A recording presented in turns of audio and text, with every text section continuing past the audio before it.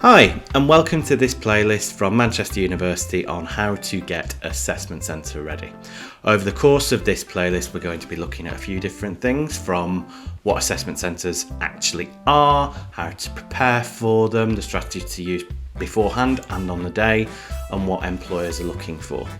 Over the course of this playlist, we're going to be referring to a lot of stuff that we've already covered in different playlists, things like interviews and how to prepare for those, applications. So if you want any more detail on those sort of aspects, please do refer to those playlists themselves. So, what actually are assessment centres? Usually they are the last part of the graduate recruitment process, and they're an attempt to assess a number of different things, from how you operate as part of a group, how you present information potentially. Generally speaking, they are a way for employers to predict future performance and behaviours from you.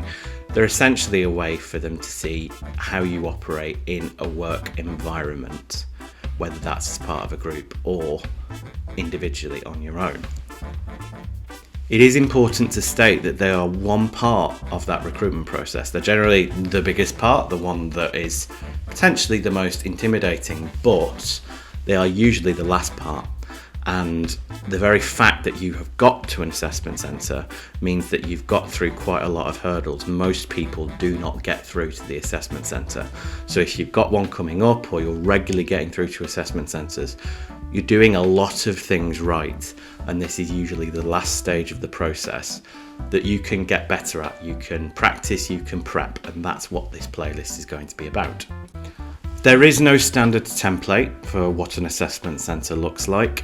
An employer might use all of these, they might use some, but generally speaking there'll be some kind of written exercise, what might be called an E-tray exercise. There will be maybe some reasoning and personality tests. There'll definitely be an interview, that might be with a one-to-one manager, panel or partner. It might be a group interview. There could well be a group discussion or a group task. We'll go over this in another part of the playlist. And there's more than likely going to be some kind of presentation. They will give you the presentation question beforehand, usually when they actually invite you to the assessment centre, and give you some parameters to go along in terms of amount of time you've got to present on, the method, whether it's PowerPoint slides, what you'll have access to, all those sorts of things.